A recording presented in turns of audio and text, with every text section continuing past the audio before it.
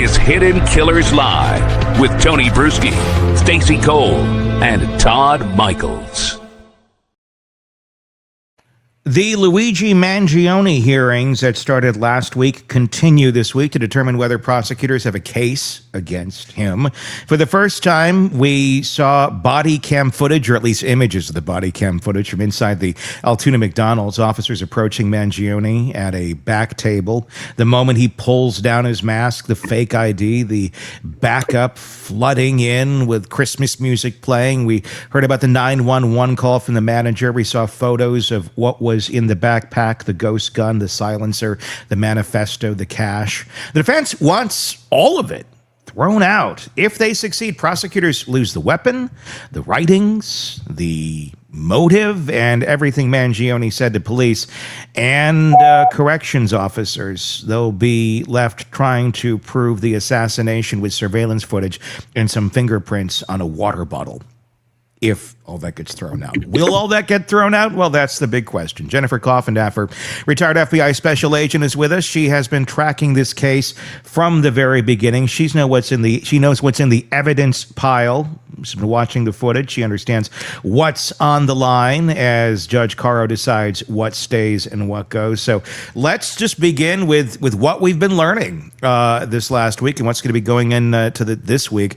We finally saw the body cam footage, or at least images from the body cam footage and the latest stills. Walk me through what stood out to you with all this. What did Mangione's behavior in that McDonald's with the officers and the patrons that were rather alarmed tell you about where his head was at?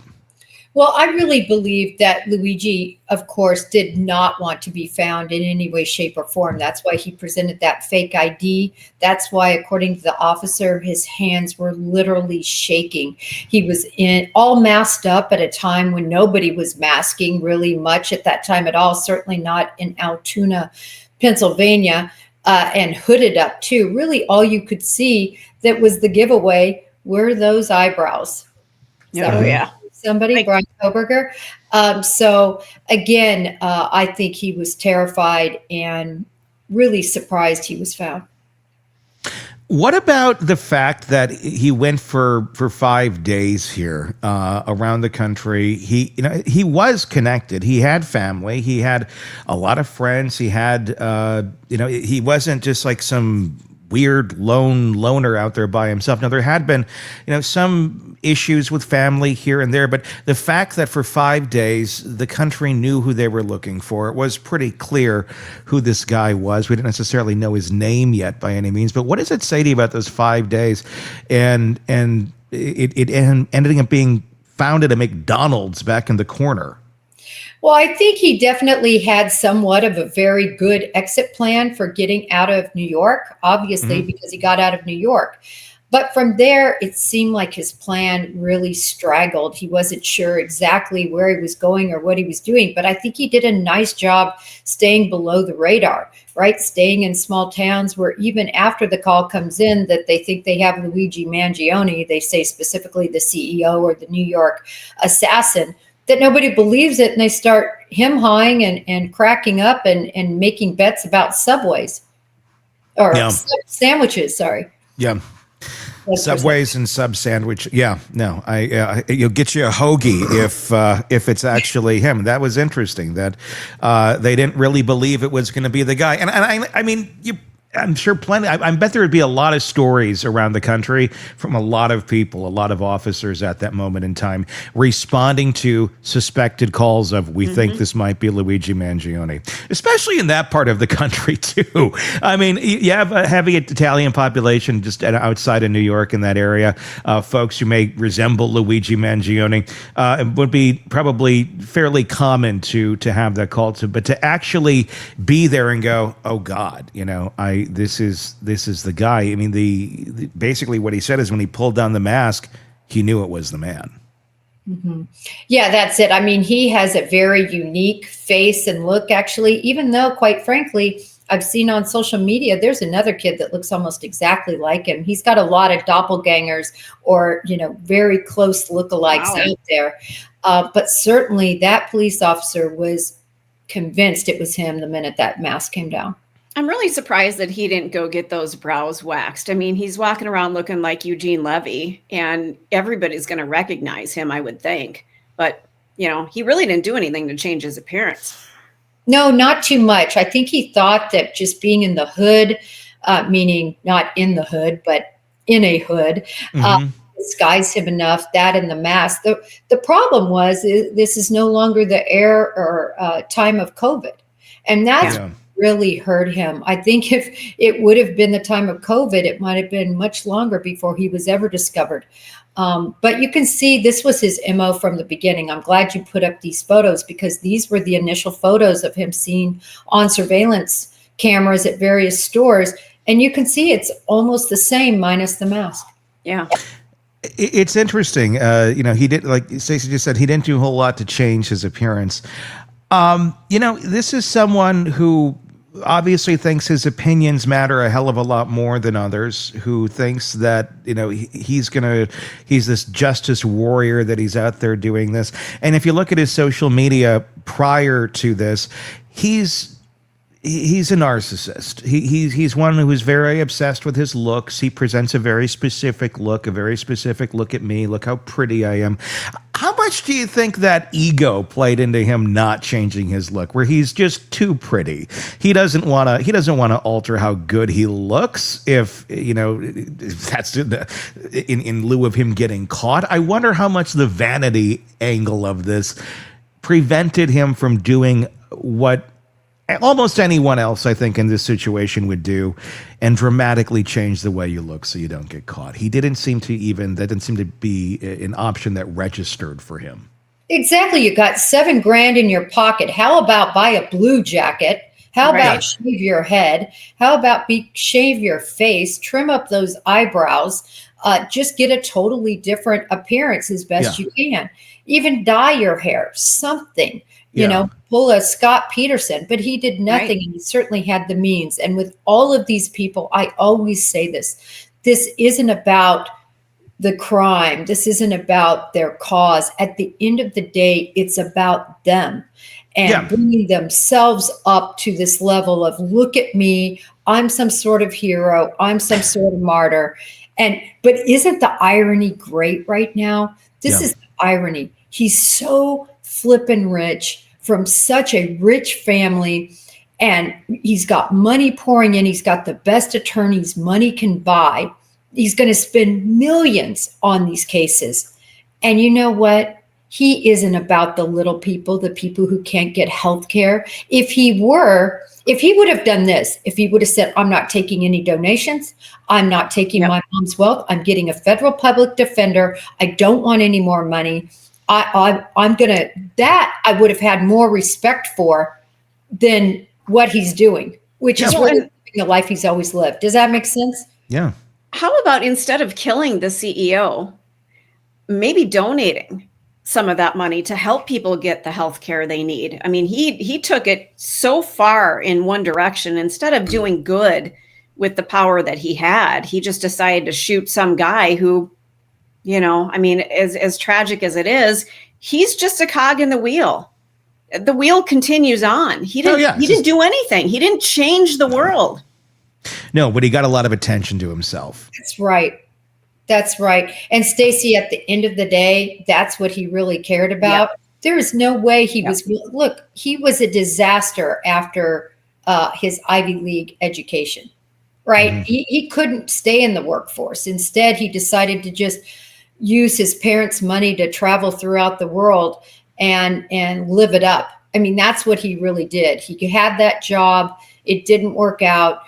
This was a guy that wasn't willing to put in the work necessary to himself maybe become a CEO and manage a healthcare company, right? He had all the bona fides. Yeah, like if you really want to change something, then get in there and change something. this is not the way to change something. A lot of criticism here about the Altoona PD and how they handled finding the most wanted man in America at that time eating a hash brown in the corner.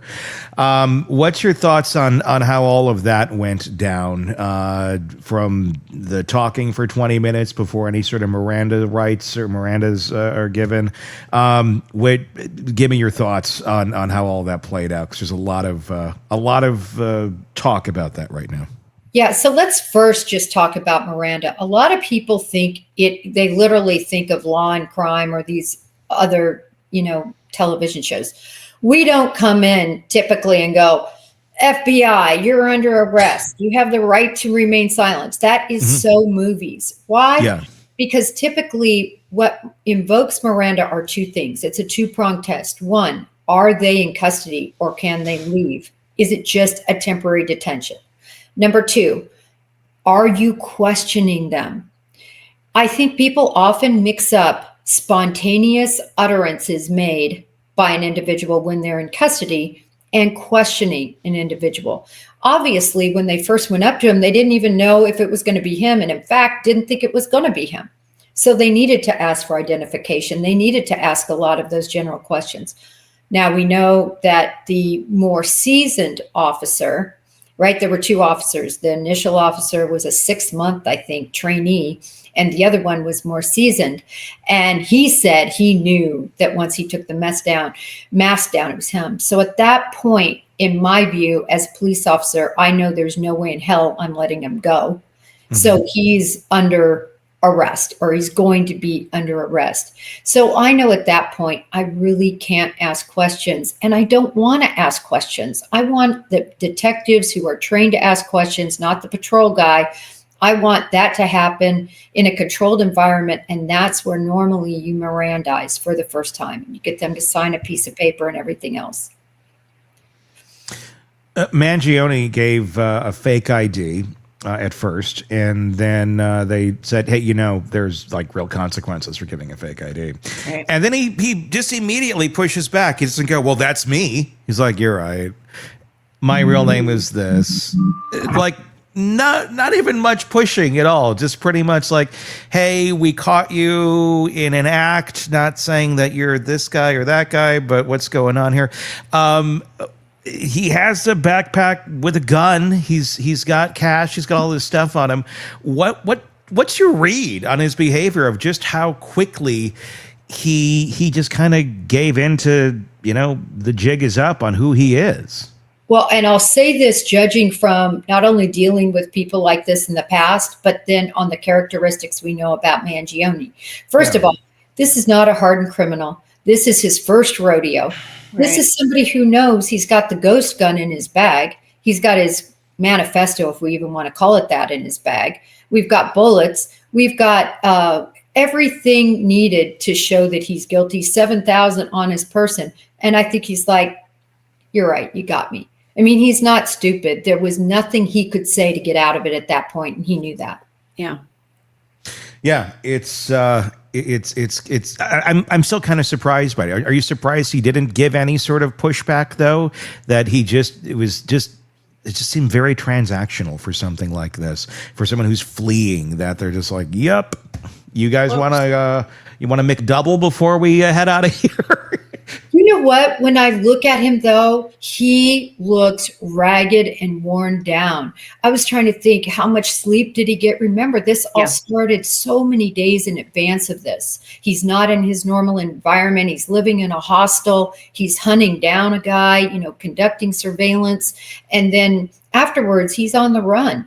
He's getting probably very little sleep, very little to eat. He looks horrible when he's arrested, quite frankly. Gaunt. They said he was shaking.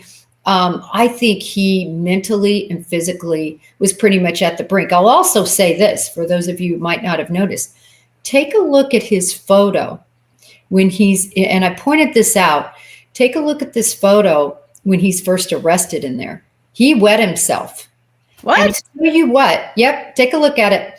And I'll tell you what, that doesn't surprise me at all. I can't tell you how many people I've arrested that wet themselves right when you arrest them, because it's like this fight or flight, and they're so terrified and they wet themselves. It happens all the time. It's not unusual. And it was one of the first thing I looked at. When you look in the room where he's being kept, you'll see the wet stain all around that area. And I'm telling you, it's not unusual. It's not unusual with people who fight too. Yep, that's the one I'm talking about. Take a look. Oh my God. No way.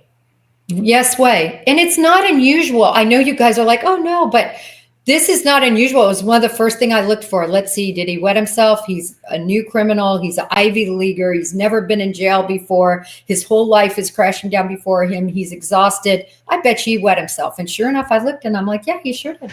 Is that usually, is that a pretty sure sign that you got the right guy if they wet themselves? Well, I mean, or does that happen with folks who are not the right guy, where later it turns out this isn't the right guy, they're just really nervous and scared, and they wet, or does it tend to be more of a sign of, yeah, that's the guy? Tony, I've never not arrested the right guy, so I don't know the answer to that question. Yeah, I can tell you that so many people you arrest wet themselves. Shit. Not usual. It happens. Yeah, it happens. I was trying to think of all the first arrest I ever made. It was a female. She wet herself. I can think there's too many to count, but just let's say 10% or more wet themselves. I've really learned something today. I had no idea that even was a thing. I mean, there's our headline: Luigi Mangione wet himself. Yeah, there's our title. I pointed it out when he literally the day I saw that photo. So the day that came out, I was like, yep, he wet himself. Wow. I'm just kind of, I don't know. I'm kind of taken aback by that. I can't say I've ever wet myself in any shocking, scary, stressful situation that I've been in. Never been like on the run after murdering someone. Exactly. But that's just, it seems like that's a choice. It's like, I don't know. I've never been in a situation where I'm like, I just can't control this. Well, I look forward to being 80 and maybe having that experience at some point. But I just, at 20 something, to not be able to control that really. He probably didn't even know what happened till after it happened. It's a complete fear, involuntary response, fight or flight response. Yeah. And Tony and Stacey and Todd, you've never been likely fighting for your life, seeing life flash before you, thinking you're going to go to prison or get the death penalty. It was a, come to Jesus moment for him. Wow. I did it when I was in kindergarten, but that was because we were learning how to distinguish coins, and that was scary to me. So I think Jennifer's right. In a bad situation, you just let it fly. So now if you saw like a penny, because you're like, we got more pennies. He's triggered. Todd's just like, oh God, fuck, I got to change my pants. It's always fascinating too. You just want to get him out of those clothes. You're having to handle them. You have to frisk them. You got to put your hands in their pockets. It's just a mess. It's just gross. Yeah. A lot of gloves. Something it just hasn't been adding up with Luigi Mangione's behavior. He shoots a man in the back on a Manhattan sidewalk, then sits in an Altoona McDonald's for 40 minutes while his face is on every screen in America. He gives up his real identity without a fight. He tells police about the knife that they missed that he has on him. He never touches a backpack with a gun inside. In custody, he talks constantly about health care, about his travels, about his books. There's a lot to break down here about Luigi Mangione. Jennifer Coffindaffer, retired FBI special agent, is with us.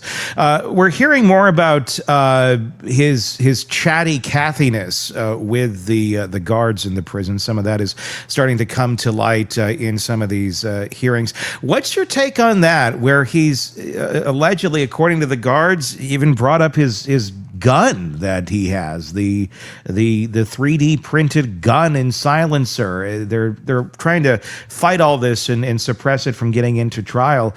But what does it tell you about Luigi, the fact that he's ready to just start chatting it up with the random guards wherever he's at the second he's caught?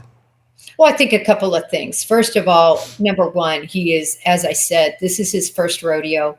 I don't think he really understands the breadth of the legal system, how all of this can and will be used against him. He just doesn't seem to grasp that. And number two, I'm not sure he thinks that there's a way out. I think it's in his lawyer's hands, but just like when he immediately sort of came clean with his name, I think he really doesn't know that he has a way out. Do you think that he thought that he was, I mean, obviously there is a faction of our society that is looking at him as some sort of folk hero. Yep. Through, I think, very misguided prism. But do you think that he thought that it was going to be greater, that there was going to be more of this, that even the law was going to be on his side going, oh, you shot the CEO? Oh, well, you don't need to sit in the back seat anymore behind the cage. You come up here. I just got a donut. You want it? Here. I mean, yeah, we'll stop at Arby's. I mean, do you think there was a really extreme, grandiose level of thinking that was going on for a period of time with this guy? Because it doesn't, obviously he's young and he's dumb, but I'm just wondering how much of that is mixed with entitlement as well. I think you're exactly right. You hit it on the head. This is somebody that has excelled at everything he's done.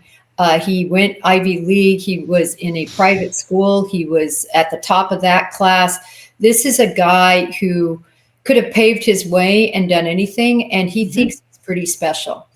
And I wouldn't doubt at all that in his sort of messed up notion of the world that he thought people would be going, this is amazing. I'm so glad you cowardice shot somebody in the back. Way to go. I'm behind you. And of course, we've seen millions be behind him. I mean, it's sick to me to see the commercialization of his face, to see him announced at concerts and people go wild, to see the women flock in to support him. It's really sickening, but expected at this point. I was going to ask about that. What does it say about our society that we are, and I don't mean we as in myself, but that we are elevating a murderer to like iconic status, if you will? I mean, people were buying the jacket he was wearing. They were buying Luigi, hats from the Mario Brothers. It's kind of a crazy thing that we elevate somebody who just killed someone. Well, I will say for sure, this isn't a first at all. Right now, if you go on Amazon, you can buy Ted Bundy's hoodie, the hoodie look-alike replicas. You can go and buy any mass murder memorabilia type. I'm not saying the ones they wore, but replicas, knockoffs of things that people wore. And, Ramirez, who was one of the worst serial killers, such a sicko, and girls flocked to him. And, people write Brian Kohberger and want to marry him. Look at what the Menendez brothers did to their parents, and people want, to marry them and did marry them. So this is nothing new, but it's certainly elevated in Luigi's case. Yeah, it certainly is. I mean, what does it say? It says we are a society of bad decision makers. Well, and people are donating their hard-earned money to this guy, too, for his defense, and he doesn't need it. So what side are you on? If you've got extra money to spare, give it to a charity for somebody who needs some medical care, because isn't that what he was fighting for, allegedly? None of it makes sense. Have we all lost our minds? Yes. Okay. There's no way to make sense of the nonsensical. And you have people in here, and really it just harms themselves, right? They don't have the money to do things they should be doing, taking care of their kids, paying their rent, other things. And so it really only harms themselves, these lunatics that just, how about this? Take days out of your life to go to a trial. Unless you're doing your job, right? You're a podcaster, you're a reporter, it's just so odd to me that you have that time in your day to go sit there and support a murderer. It's different.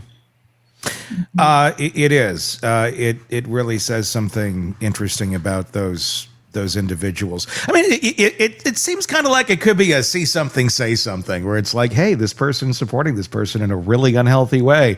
Maybe we should take a closer look at what's going on in their lives. But again, until a crime is committed, you really can't go down that road. Do you think he looks back on this at all today thinking, I think I might have bitten off more than I could chew? Yeah, and maybe this wasn't the best of ideas, or do you think he's just, he's down this path now, and this is his plight in life, and he's gonna live it up to the best of his ability now, because there really is no other options here.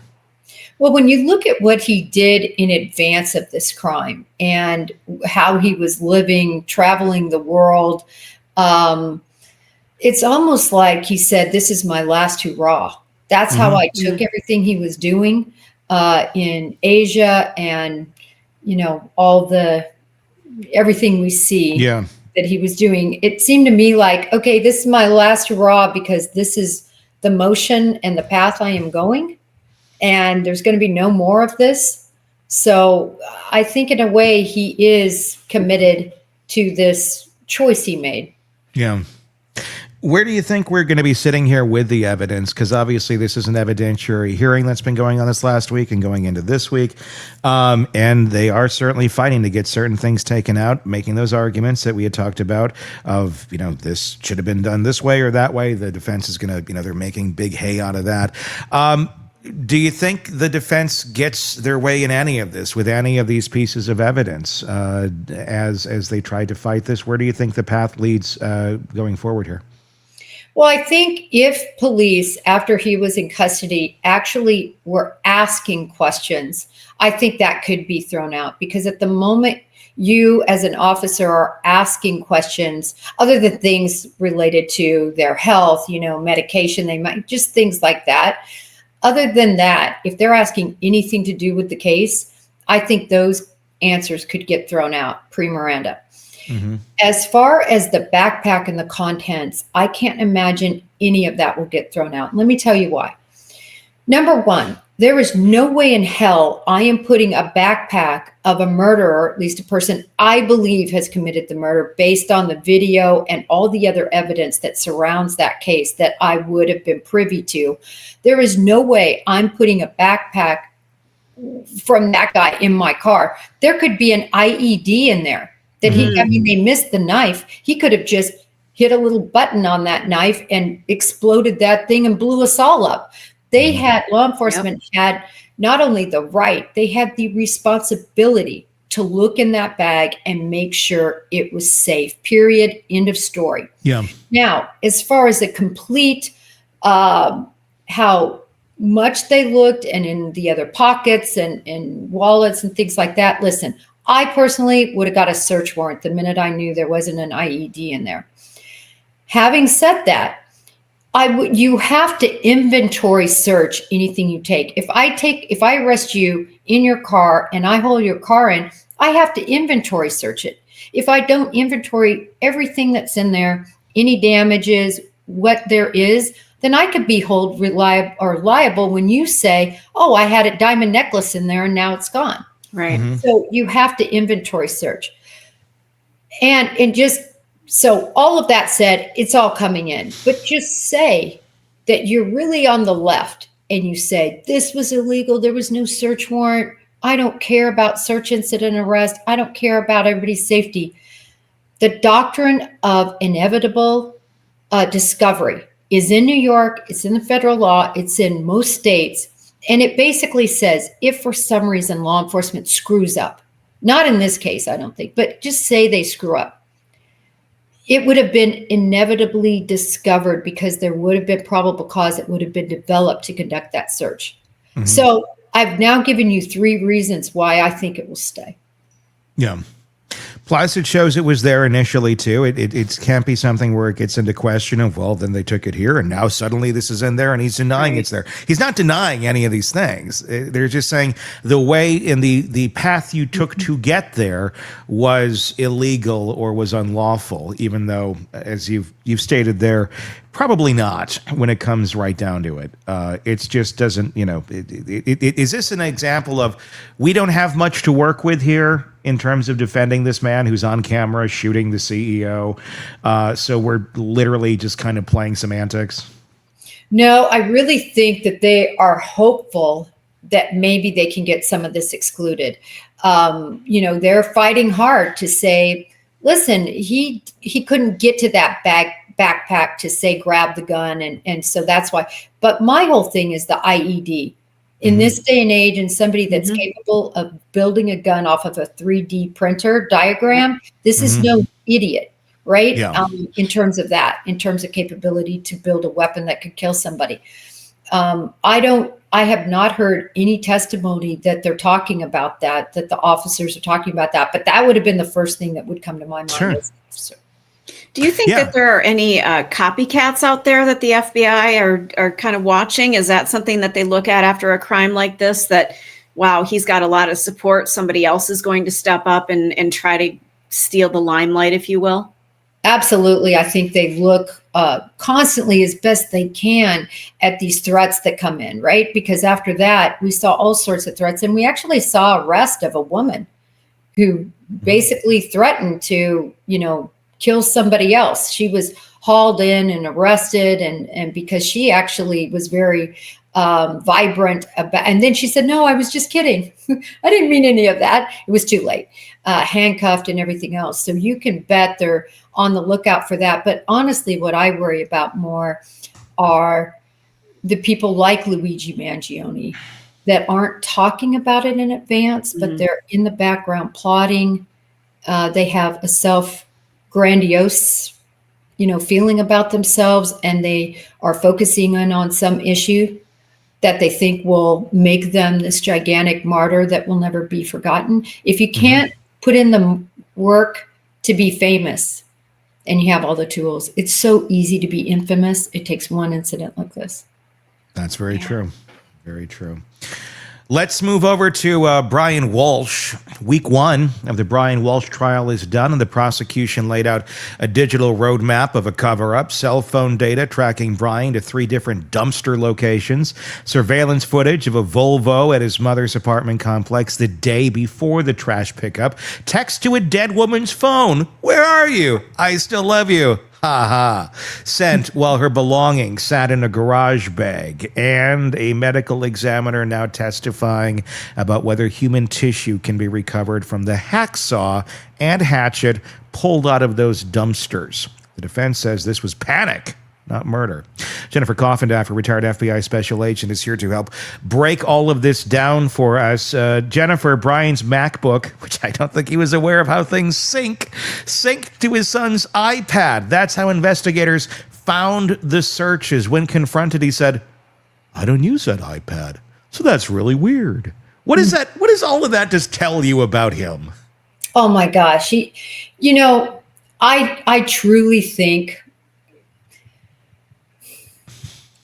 I don't know if they really are going to be able to prove the 5 prongs of premeditation that it takes for murder one in Massachusetts.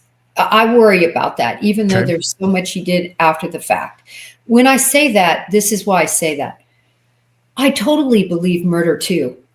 Just incensed at the affair, his whole life just plummeting to rock bottom. He's got no money. He's dependent on his mother, for heaven's sakes, to make ends meet in his house while his wife is out, in love with another man and bringing in the huge bucks and living in a beautiful place up in DC. And his life isn't going so well. And I think he annihilated her for that reason. But do I think it was completely premeditated? And it doesn't have to be, by the way, in Massachusetts. It's literally can be seconds before. That's how loose their premeditation standard is. But was this really a crime of passion? I think he messed up so badly, saying that she just kicked off in bed and rolled over and she was dead. It was so ridiculous. He should have said, in my opinion, yeah, I confronted her about the affair. I'm angry, and we got into an altercation, and I hit her so hard I knocked her teeth out. Remember, her teeth had been knocked out, and she fell back and she hit her head and she killed herself. And then I had a moment of panic. I think their defense strategy is so bad, and I think the reason that they strategized this way was strictly about money. He's hoping if he gets off that he gets that insurance paid out and all that other money. He's so dumb. Yeah. He should just admit something that's believable and forget about the money and maybe not spend the rest of his life in prison. Well, and in our chat, Gen Z is referencing pretty much what you're getting at, saying, I heard this weekend of another angle that his defense could have used, which I'm surprised they didn't go this route, is unaliving herself. You know, that there was not that she fell back and hit her head, but maybe, you know, everything was tumbling down and she just ended things. So, you know, the defense strategy is just really a head scratcher at this point. I think it's because they have no options. Yeah, I think you're right. Yeah, it looks bad, but listen, nobody, if your wife commits suicide, you don't dismember them. Where he has totally went off the rails was taking a hatchet and a hacksaw and cutting her into pieces. Yeah. The sheer time and effort and sweat it would take to do something like this. This is not an easy task. I don't know what people are imagining, but for those of us who grew up on a farm, this is not an easy task. And I think he did it more than anything to conceal her. There's no way you can get a stiff body in a trash bag or in a car without being seen. But you can pick up the pieces and take them, and that's typically why people dismember. Well, just the psychology of doing this, I mean, that in itself is like just spooky as hell. But again, you got to look at what this guy is capable of doing. I mean, the way to make money is also not making fake Andy Warhol paintings and selling them. But he seemed to think that was a way of making money as a side hustle for a while there. The way of dealing with your wife suddenly dying is not to go to Home Depot and get a hacksaw and cut her up and put her in dumpsters around town. But he seemed to think that was the way to do it. I mean, this guy is an idiot. But it's more and more to like such levels of stupidity. It's truly shocking, and it lends a hell of a lot more even to the case of, oh, I get why she was cheating. I get why she was trying to get out of this. Of course she was. You'd be stupid if you weren't. If you're sitting there going, you're just the best husband in the world. I love you so lucky. much. I mean, yeah. I mean, it'd be one of those cases where if she killed him, I'd be like, I kind of get it. I kind of get why you would have killed him, because he's ruining your life. On Christmas Day, Brian searched William Fasto, DC real estate. That was Anna's boyfriend, the one she was having the affair with. And then Anna Walshe found dead. Google termed. Anna Walshe found dead. And Christmas Day plane crash. The defense says he didn't know about the affair, that this was some sort of a frantic search, because there was a plane crash Christmas Day. Wasn't her plane by any means, but there was, and he was looking to see. He was hoping if she was found dead on this plane, because of course that'll be the headline, your wife's name specifically, on a plane crash on Christmas. Like, I don't buy that for a second. You know, I buy he was looking up the Christmas plane crash. Sure. I think it was a separate search of like, oh shit, there was a plane crash. But is there any validity, do you think, to the fact that he was doing that in some sort of relation to the plane crash? Or why on earth would you be looking up if your wife is found dead and she's not? That's the only thing that makes, well, nothing makes really much sense. No, yeah. Even that doesn't make a lot of sense. I mean, the bottom line is, I think he was so preoccupied, likely at that point. I think that this is around the time he knew what he was going to do to her. It couldn't have been too much in advance, or he wouldn't have had to make that, last minute rush to all those stores to buy everything he bought, the cleaning and the mops and everything he bought, the hacksaw, the hatchet, right? He would have been ready to roll when she got home. Yeah. So it was clear to me that, after it all happened, he had to cover it up.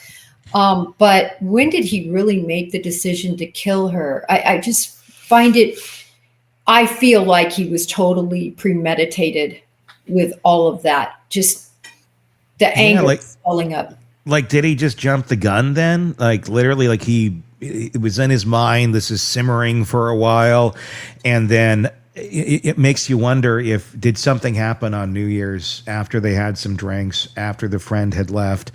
Did something come up about the affair? Something about, a lot of changes happen on New Year's Day. I mean, New Year's Day is a rather big day for bad shit to be happening, because a lot of people, all right, I'm starting something new. And it makes me wonder, did Anna say, something done. of, I'm done, or I'm going to, I'm going to, DC this week and I'm not coming back. Something that would have then put those gears into motion even more than they just were, where he was just making those weird casual searches about finding your wife dead a week earlier. Did that all get put into motion over something that was triggered that night? And then it was just, okay, I'm going forward with it. Is that premeditated then too, if that's what happened? It's premeditated, Tony. Even if, like I said, even if it was seconds before, they have a weird premeditation law there. You don't have to plan it to premeditate it. So that's the weirdness about Massachusetts law. But definitely to your point, what was the straw that broke the camel's back, I think is what you're asking. Look, she already had taken a job there months earlier. She had already missed Thanksgiving and was with her lover then. Yes, it was to see the mom, but surely he was aware of something by that point. Listen, I don't think they were sleeping together. He's on Pornhub, right? She's sleeping with somebody else. He, to me, would definitely know that they were having, his wife was having an affair. She talked to the realtor, or I'm sorry, to her HR boss about kids, about moving her kids there. I think so much was in motion. Obviously, we can only hear his side of how things were perfect. I don't think things were perfect, and I think he absolutely knew what was brewing. The Pornhub searches are also what really make you go, huh? Yeah, things that make you go, Yeah, things that make you go, Like, so he finds out his wife's doing these things, and then he immediately translates that into, how can I get off on this idea? I mean, literally searching for wife cheating and that sort of material. Like, are you... Did he think he was in a different search engine? What's that? Did he think he was in a different search engine? Did he realize he was still in Pornhub? I'm sure he did. He was looking for material of that nature. He was putting himself, it was a fantasy, because he's living this life. He's coming to the realization that his wife is cheating on him. So he's then looking at material that he somehow will find, pleasurable, in that vein. It's like, what the fuck? Again, that's probably why she was cheating, because he's a sick bastard. There's a lot of reasons, I'm sure, why she was cheating. Jennifer, what do you make? I mean, I didn't quite get this argument that the defense is making, that the prosecution is cherry picking evidence, showing body disposal searches, but ignoring the wine and restaurant queries. They're not showing you all of that. I'm thinking that's a service to you that they're not showing that, because I'm like, that kind of makes it worse, in my opinion. If you're like, hacksaw to cut up wife, this and that, does Applebee's deliver, or whatever the hell he's searching. I mean, it's like, what are you, like, going to find the fine Chianti after you just, took your wife's femur out? Like, it's true. I don't. You're looking for what's the most relevant, right, Tony? Yeah, of course you are. What's the most But it makes him look crazier with these other searches mixed in there. Yeah. It's true. It's like you actually get to see somebody's brain and how they're functioning before and after murder.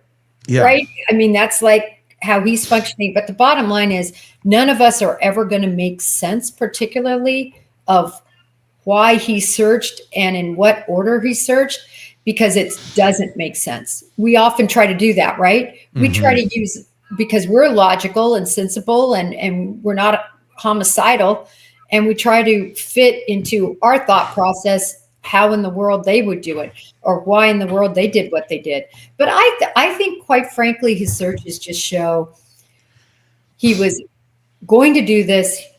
He's angry. He wasn't well prepared. I think it shows a crime of passion, personally. And I think they made a defense strategy mistake with how they chose for her to end up dead.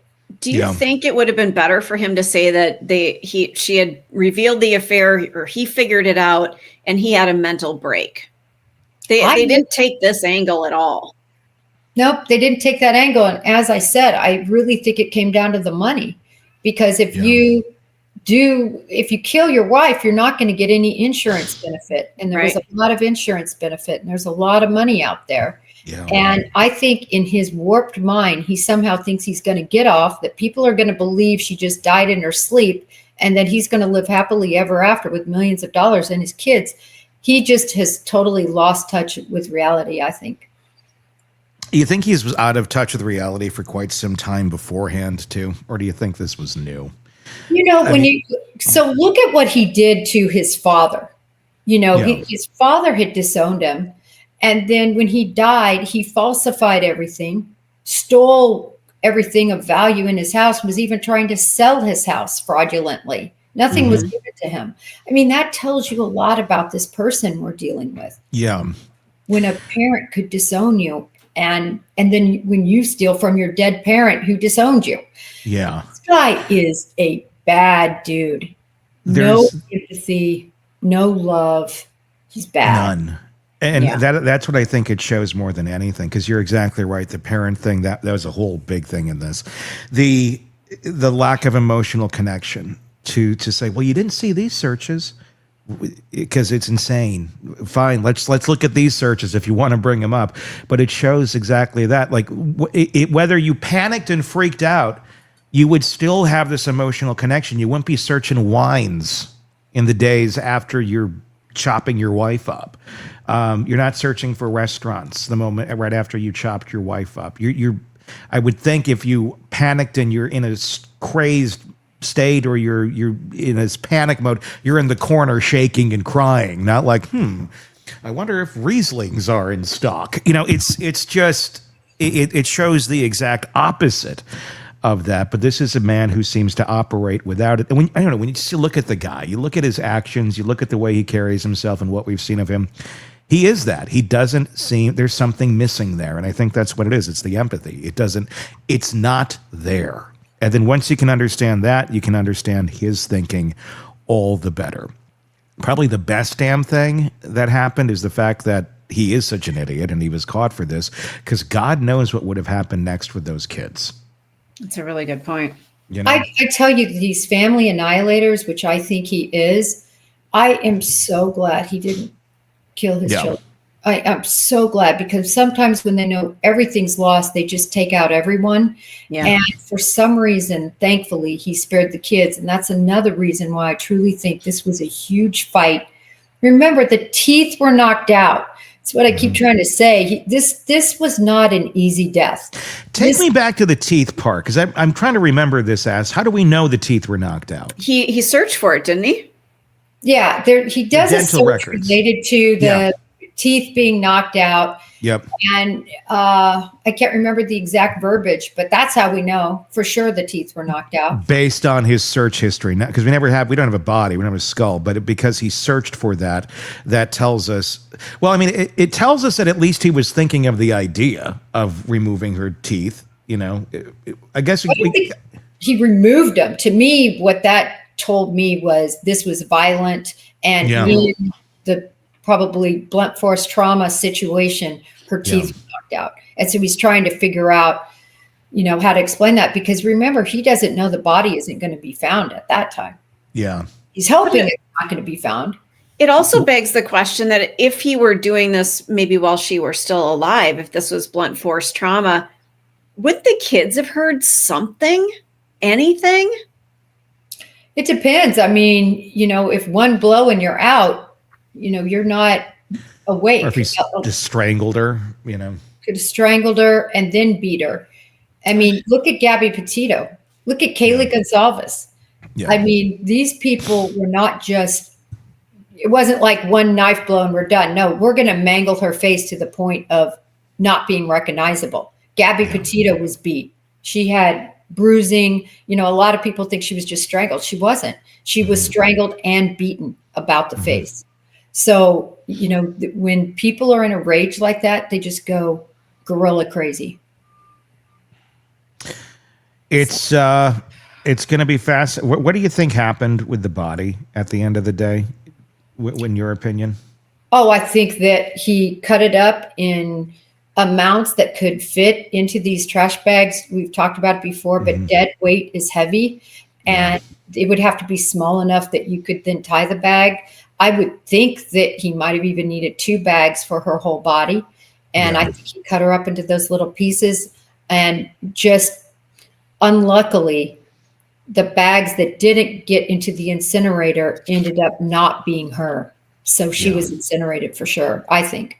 Yeah. Yeah. And that's why we're not finding anything and never will. This is just a dark one. Brian Walshe, we'll keep watching this and seeing where this goes. You think the defense is going to have any chance of arguing anything here without putting him on the stand, or do you think he'll make it there? I mean, they promised us in opening statements that we would hear from Brian Walshe. Now, this is my question: is that semantics? And they meant we're hearing from him because of the recordings of the interview, right? Which you could argue is hearing from him. But what I've said from the beginning is they have to put him on the stand if that's their only real evidence. And listen, this is an Alec Murdaugh type of brain that we're dealing with here. Somehow he talked Anna Walsh into marrying him. True. He is pretty, persuasive, right? He was in the upper crust of society for a while. I mean, so I think he thinks he's pretty capable of leading a jury astray like Alec Murdaugh. So I think he has to testify, but we'll see. I mean, I think he'd be stupid to, but I think he has to. He was able to fake it long enough to keep these people in his purview. It'll be interesting to see how he reads on a stand. I would be very. That's the only. I don't think it's going to work by any means, but it's the only shot he's got. Otherwise, everything else is just so damning. Jennifer Coffindaffer, retired FBI special agent, as always, thank you for coming on here and giving us your thoughts on these cases.